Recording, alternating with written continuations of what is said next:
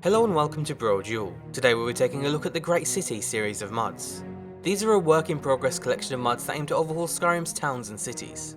At first, the author wanted to focus on the second tier cities around Skyrim, the one modders don't usually focus on. This includes Falkreath, Dawnstar, Morthal and Winterhold, as well as the settlements of Rorikstead and Dragonbridge. He then combined all of these individual mods into a minor cities collection. His latest release has also taken a step into the 5 major cities, starting with Solitude. Since we assume he's going to continue down the path of major cities, we thought we'd take a look at what's on offer, as well as what we can expect in the future. Generally speaking, the new cities are an expansion of vanilla, with each mod expanding on the cities with new structures and buildings, only moving minor objects like trees that would have otherwise been in the way. Also, for each expansion, the author has a particular aim in mind, taking each city's unique identity, as well as their location, history and current situation into account before making any changes. They also only use assets from the base game, meaning nothing strays too far from vanilla. Everything looks and feels like it belongs, while also taking advantage of any texture mods you might have installed. It also means that as an added bonus, the mod is only a couple of megabytes in size.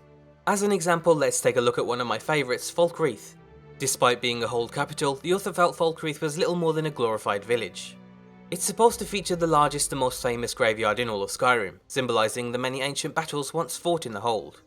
But in vanilla, despite being filled with plenty of graves, it didn't feel like a place worthy of mourning Skyrim's dead, especially as the number of graves increases in this time of war. To fix that, the mod expands on the overall structure of the city, with particular focus on the graveyard. With new walls surrounding Falkreath, the city firmly takes its place as the hold capital, while still rightfully falling behind the 5 major cities in sheer size. It now feels like an enclosed, well-protected city rather than a glorified riverwood.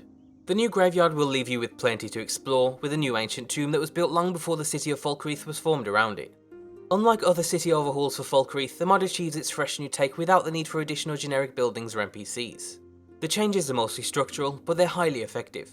Similar structural changes can be found in the new Dragonbridge. The ancient bridge is the only place to cross the Karth River into the hold of Harfinger, and as such the author felt the strategic importance wouldn't go unnoticed by the nearby capital of Solitude. And so Dragonbridge has been transformed from a minor settlement into what's essentially now a fortress guarding the path to the north. As you'll continue to see, the mod really emphasises the use of walls and larger structures to change the shape of a city, whereas some city overhauls rely on new buildings and NPCs. And where something like the JK series uses smaller touches and polish, the Great City series uses larger structures to achieve its goals. This can also be seen in the new Dawnstar and Morthal. The new gates and outer walls of both cities give them a more defined shape, while the extra fortifications in the form of watchtowers, guard posts and stockades make them feel like they're actually worth protecting. Something as simple as a new bridge structure in Morthal makes the city feel fresh without overdoing it, while Dawnstar has a new built-up dock area to emphasise trade, and a new wall separates the upper and lower districts of the city, displaying a marked difference between the classes. And speaking of the difference between the classes, we come to Rorikstead. Hardly ever touched by city overhauls, the mod offers a simple but effective expansion of the farming settlement.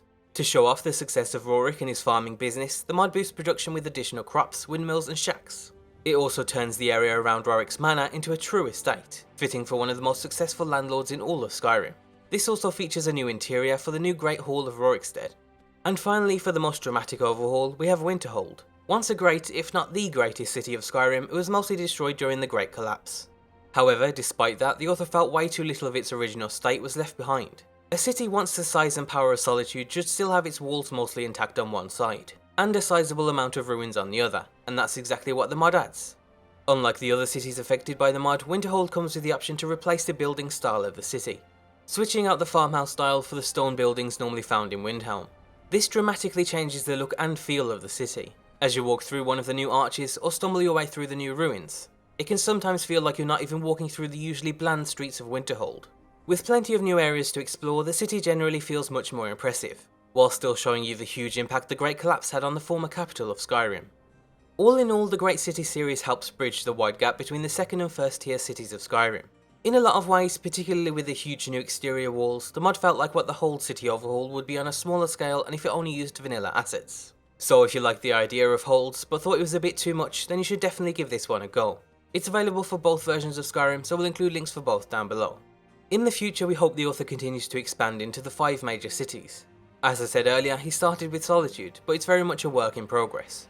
As of right now, the mod expands heavily on the port area, building what's essentially a second city around the docks. However, most interiors are bland and there's certainly room for improvement. If and when he completes the second collection, we'll be sure to cover it in another video. So until then, you can find everything you need down below, and as always be sure to leave endorsements on any mod you enjoy, and thanks for watching.